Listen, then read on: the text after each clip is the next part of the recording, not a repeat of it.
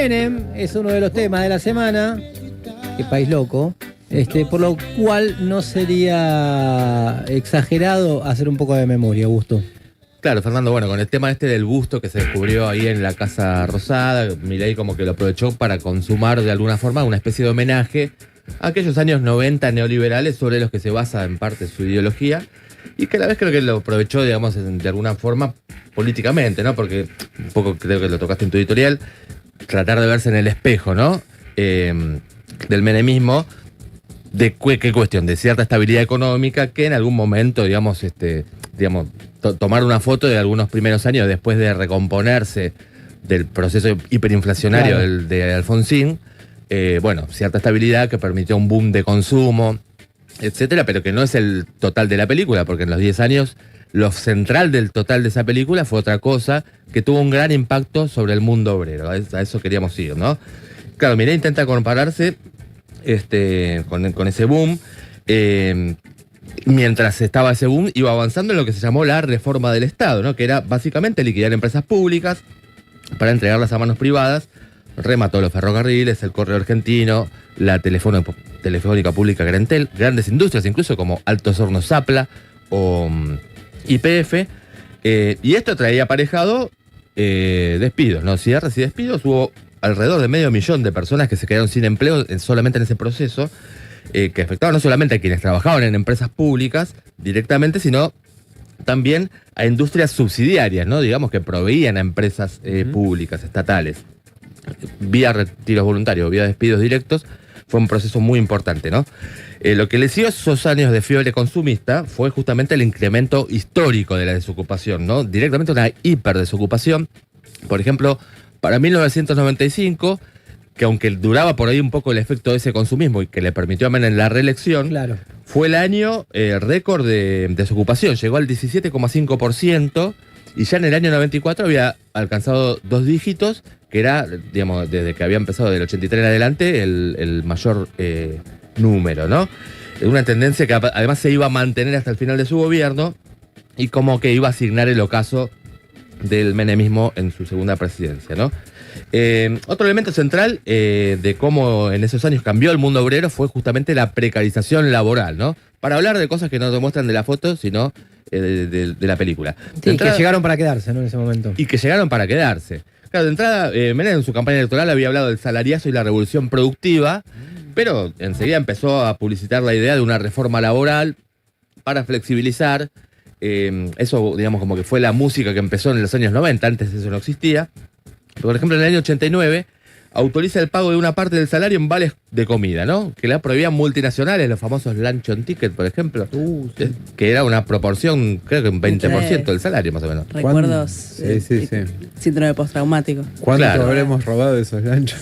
Se habilitaron contratos temporales, se estableció un sistema de pasantías estudiantiles, esto fue una novedad total, Claro. que en la realidad encubrían relaciones laborales muy precarias, ¿no? Por ejemplo, uno de los casos más gráficos que me acuerdo era estudiantes de comunicación social o de psicología yendo a trabajar a Telefónica y Telecom, ¿no? Porque tenía que atender a un cliente, psicología, tenía que hablar de comunicación, ¿no? Claro. Y eso encubría una relación laboral fuera de convenios, sin derechos, totalmente precaria, que después, bueno, por la lucha fueron conquistando hacia fines de esa década, ¿no? También con la excusa de beneficiar a las pymes, se permitía reducir las indemnizaciones, eliminación de las extras y muchas medidas que, digamos, son las que hoy un poco vuelven y que quieren terminar de legalizar con la ley bases, el DNU y, digamos, terminar de plasmarlo en legislación. En tema de jubilaciones, bueno, se pasó al sistema de FJP en manos privadas que saquearon las cajas jubilatorias. Qué currazo ese, ¿eh? Sí. Un curro tremendo, entre varias otras cosas, ¿no?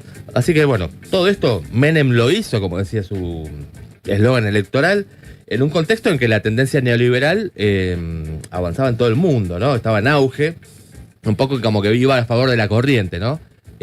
la idea de que privatizar iba a ser mejor, etcétera. Y aparte, bueno, digamos, como que el capital estaba en un momento de cierta expansión hacia Europa del Este, etcétera. Bueno, no quiero meterme en terreno de Pablo Anino, que lo puede explicar mejor. Pero venía guita, sí. Pero venía guita. La que no le llega a Milei todavía, por lo menos. Eso es lo que a eso quería ir, ¿no? Porque qué diferencias de contextos hay, ¿no?